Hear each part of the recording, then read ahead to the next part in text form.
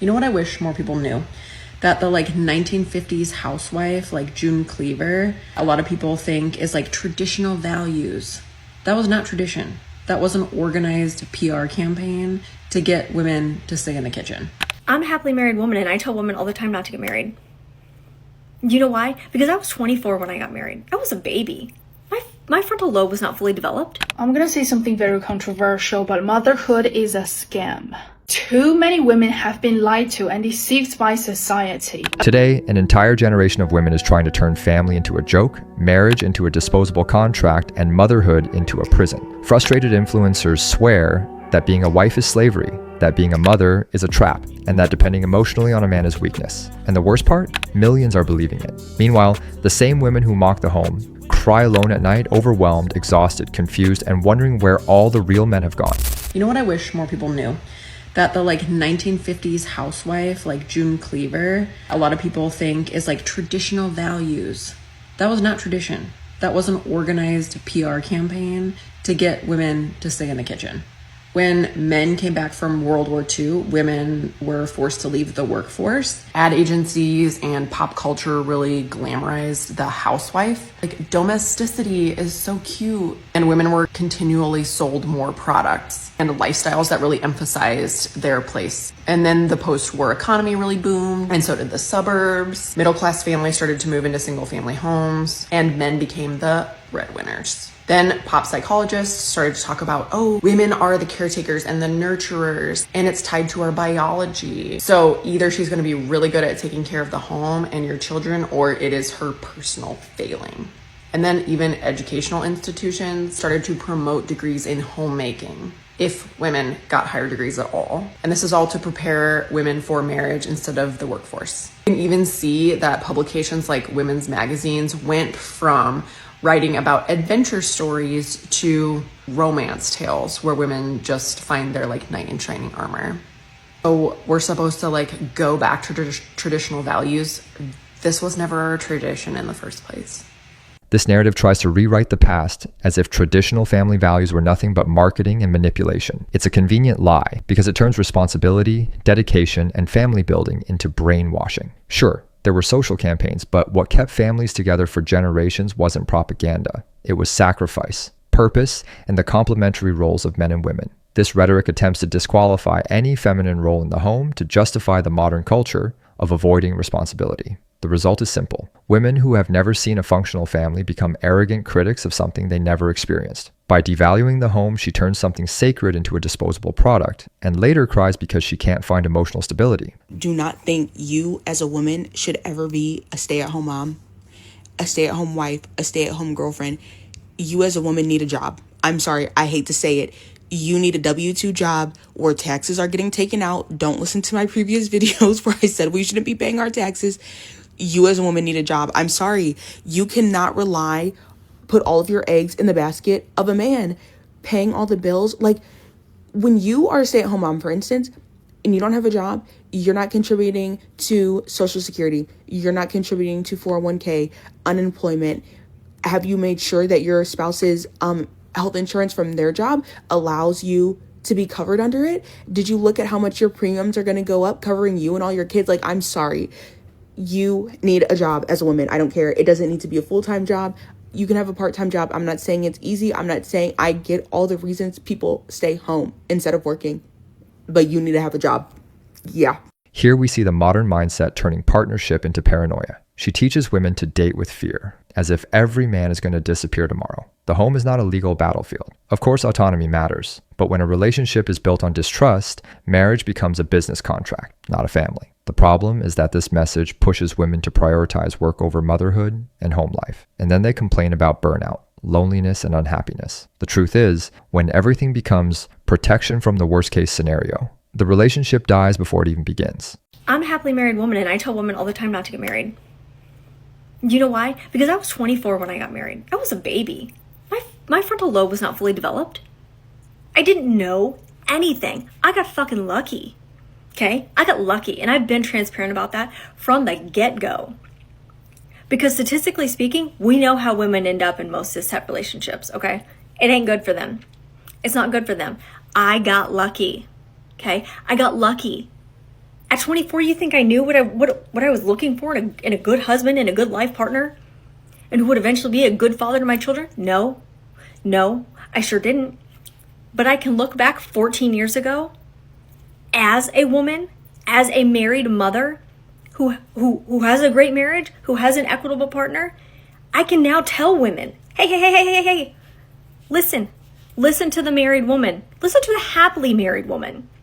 If I'm happily married and I'm telling you, don't do it, it's not worth it, what do you think an unhappily married woman is going to tell you? It's not. For most women, it's not worth it. Because for most women, you will end up doing the majority of the domestic labor and the child care. You'll probably still end up working. And then you'll outgrow your husband. That is the unfortunate truth of it. You want to sit here and tell women that they can't share this information to other women because they're married? Shut the fuck up. Shut up, dude. Okay? You want to listen to a single person? This is the same thing. Like if I was single and telling women this, you would tell me I was bitter and single and lonely. I'm not. I've been happily married for 12 years and I wouldn't recommend it. Because that's coming from a very, very privileged place. Because most women don't have what I have, okay? So listen to the married women, the happily married women that are telling you, don't do it, babe. It ain't worth it. Because your chances are you're not going to get lucky like me. That's just, it is what it is. But don't sit here and say, we can't teach about patriarchal things if we're married. Don't. This woman uses her own privilege to discourage others. I got lucky, you won't. That's her argument. She cites generic statistics, paints men as dead weight, and normalizes the idea that women will eventually outgrow their husbands. What she's really showing is modern arrogance, believing men are disposable. Marriage requires maturity, not luck. When a woman enters a relationship expecting to end up doing everything alone, she creates her own prophecy. The problem isn't marriage, it's the mentality of someone who walks into it carrying resentment, an inflated ego, and fear of commitment. I just want to know if there's any other ladies out there whose dream job is to be a stay-at-home wife. Because honestly, I'm trying to understand the desire to want to be a girl boss or like a breadwinner. Like, do you know how much I would love to just be able to stay at home, raise our children, cook, bake some cute little muffins or something, buy some throw pillows, make sure the house stays nice and organized, do those like nice little fridge organizations like we see on the TikTok videos. Like, that is what I would love to do. Like, my dream career would be to be a stay-at-home wife and mother and taking care of the family.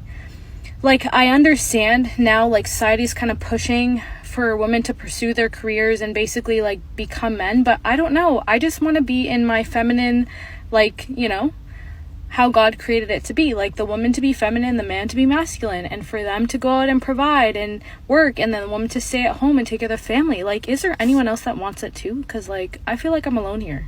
This is the voice of a woman who understands feminine nature without shame. She's not afraid to admit she wants to be a wife, mother, and caretaker, and that's beautiful. Her mindset is simple, healthy, and aligned with the biological purpose that generations live peacefully with. She understands the complementary balance between masculinity and femininity, something modern culture is trying to destroy. Today, admitting this dream has become taboo. Society forces women to become mini-men, competing, grinding, burning out. She represents the return of the lost feminine and proves that balance exists when ego is set aside. I'm gonna say something very controversial, but motherhood is a scam. Too many women have been lied to and deceived by society about motherhood. Everyone is celebrating being a mother, it's secret, it's divine, but no one has told women how hard motherhood actually is. I'm not a mom, but I'm a daughter and a friend to many other women. I have seen my own mother and a lot of my other girlfriends sacrifice their lives to motherhood. So my best friend just had a daughter 2 months ago, and she told me, Jessie, I know you don't want kids. If that's your plan, stick to it. Don't change your mind. And mind you, my friend actually got support support. So when the baby was born, for the first month, she got a nanny living with them, taking care of the baby 24/7. She didn't have to lift a finger except for feeding the baby. And now her husband's parents are living with them, cleaning, cooking. She doesn't need to do much, but still she told me it's exhausting and her body is starting to have all the low problems. And not even to mention she lost a great career opportunity because of this. So my friend works in this big Chinese company, top tier in the industry. Her boss really values her because my friend is really good at what she does and she's ambitious. So her boss wants to send her to the US to manage the North American business. So she only needs to stay in the US for 2 to 3 years and then return back to China. Immediate promotion to higher leadership position. So basically the rest of her life is set. You don't need to work hard anymore. You can just lay back, chill, great money, easy life. And now all of that is gone because you can't just leave your newborn baby and go to the US. And my friend told me her daughter is the best thing ever happened to her. She loves her so much. She wouldn't trade anything in the world with her daughter like all the other mothers. But still, she told me, you know what, being child-free is kind of nice. So this woman talks about motherhood like a punishment, using exaggerated examples to justify avoiding responsibility. Motherhood was never sold as easy. The problem today is that people want reward without sacrifice, legacy without effort, love without service. Treating children as missed opportunities is the perfect narcissistic logic. Ironically, she ends by admitting her friend deeply loves her daughter and wouldn't trade her for anything, meaning even the criticism proves the effort is worth it. Mothers don't regret love, they regret the system that convinced them career matters more than family. I'm here to tell you why that whole trad wife trend is absolute bullcrap. I just got off the phone with a friend of mine who has been married for about 15 years now. Before she got married, she got a master's degree in education and a law degree. She met her husband in law school. He wanted a traditional wife. She did not take the bar, and instead they got married. He took the bar. He passed the bar, he became a lawyer, and she became a full-time housewife and later a mom, times 5. They have 5 children. Okay, fast forward 15 years, where he has been cheating on her for years. She finally caught him red-handed. She has enough confidence and determination to say, I want a divorce, I'm done. He's walking away with a $300,000+ job that he got, by the way, from one of her mom friends in a mom group. Let's just put that aside. She has nothing. She has 2 advanced degrees, 0 experience. So are they even worthwhile? Are they even worth anything? She has nothing to show for it. And in the last 15 years, what has changed in law and in education? Probably quite a bit. So she is stuck at this crossroads of feeling like she has nothing. And before you say alimony, he is trying to screw her out of everything he possibly can. She cannot keep the house, even though she has primary custody of the children. She can't afford it. She has no job. Absolutely no job right now. And even if she did, there are 5 children. So between drop-offs and pickups at 4 different schools, she has about 3 hours in the daytime when she is not tending to children. So to any woman who is considering that the trad wife lifestyle might be it for you, I encourage you to think about this story. Remember it. And just remember that you as a woman need to have something for yourself.